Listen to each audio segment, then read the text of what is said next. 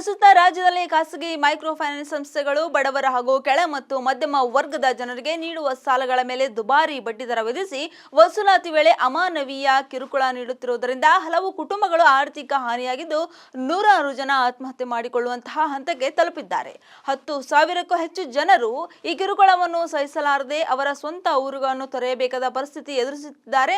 ಆದ್ದರಿಂದ micro finance ಸಂಸ್ಥೆಗಳು ದೌರ್ಜನ್ಯ ತಡೆಯಲು ರಾಜ್ಯ ಸರ್ಕಾರ ಕಠಿಣ ಕಾನೂನು ಜಾರಿಗೆ ಮಾಡಬೇಕು ಎಂದು ಆಗ್ರಹಿಸಿ ಕರ್ನಾಟಕ ಹೊಯ್ಸಳ ವೇದಿಕೆಯಿಂದ ಭಾಲ್ಕಿಯ ತಹಶೀಲ್ದಾರ್ ಮೂಲಕ ಮುಖ್ಯಮಂತ್ರಿ ಸಿದ್ದರಾಮಯ್ಯನವರಿಗೆ ಮನವಿ ಪತ್ರವನ್ನು ಸಲ್ಲಿಸಲಾಯಿತು.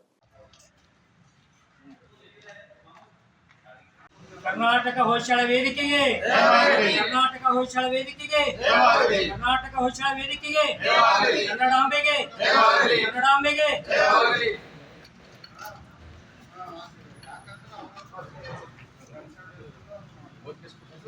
ಕರ್ನಾಟಕ ಹೊಯ್ಸಳ ಬೀದರ್ ಜಿಲ್ಲಾ ಘಟಕದ ವತಿಯಿಂದ ಮಾನ್ಯ ಮುಖ್ಯಮಂತ್ರಿಗಳಿಗೆ ಒಂದು ಮನವಿ ಪತ್ರ ಸಲ್ಲಿಸುತ್ತಿದ್ದೇವೆ. ಈ ಮನವಿ ಪತ್ರ ಏನಂದ್ರೆ ಖಾಸಗಿ ಮೈಕ್ರೋ ಫೈನಾನ್ಸ್ ಸಂಸ್ಥೆಗಳ ದೌರ್ಜನ್ಯ ತಡೆಯಲು ಹೊಸ ಕಾನೂನು ಜಾರಿಗೆ ತರಲು ಕೇಂದ್ರ ಸರ್ಕಾರ ಹಾಗೂ ರಾಜ್ಯ ಸರ್ಕಾರ ಕ್ರಮ ಕೈಗೊಳ್ಳುವ ಬಗ್ಗೆ ಒಂದು ಮನವಿ ಪತ್ರ ಸಲ್ಲಿಸುತ್ತಿದ್ದೇವೆ.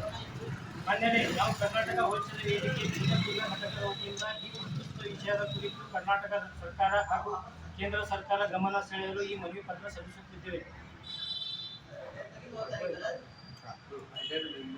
ನಮ್ಮ ಪ್ರಮುಖ ಬೇಡಿಕೆಗಳು ಮೈಕ್ರೋ ಫೈನಾನ್ಸ್ ಸಂಸ್ಥೆ ನಿಯಂತ್ರಣ, ಸರ್ಕಾರ ನೋಂದಾಯಿಸಿದ ಸಂಸ್ಥೆಗಳ ಮಾತ್ರ ಸಾಲ ನೀಡಲು ಮನವಿ ನೀಡಬೇಕು.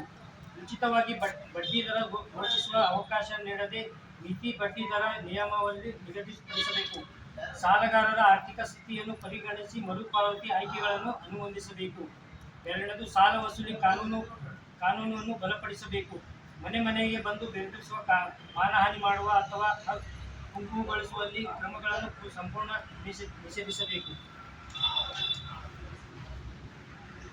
ಮಹಿಳೆಯರು, ವೈದ್ಯರು, ನಿರ್ಗತಿಕರು ಹಾಗೂ ಶೋಷಿತರ ವರ್ಗದವರ ಮೇಲೆ ಬಲವಂತ ವಸೂಲಿ ನಡೆಸಿದರೆ ತಕ್ಷಣ ಕ್ರಿಮಿನಲ್ ಕೇಸು ದಾಖಲಿಸಬೇಕು. ಕಠಿಣ ಶಿಕ್ಷೆ ಜಾರಿ. ಜನರ ಮಾನ ಪ್ರಾಣ ಹಾನಿಗೆ ಕಾರಣವಾದ ಸಂಸ್ಥೆ ಪರವಾನಗಿಯನ್ನು ತಕ್ಷಣವೇ ರದ್ದುಪಡಿಸಬೇಕು. ಮಾನಸಿಕ ಮತ್ತು ದೈಹಿಕ ಕಿರುಕುಳ ನೀಡಿದರೆ ಸಂಬಂಧಪಟ್ಟ ಪ್ರತಿನಿಧಿಯನ್ನು ತಕ್ಷಣ ಬಂಧಿಸಿ ಕಠಿಣ ಶಿಕ್ಷೆ ವಿಧಿಸಬೇಕು. ಬಡ ಜನರ ಸಾಲ ಮನ್ನಾ ಹಾಗೂ ಪರಿಹಾರ.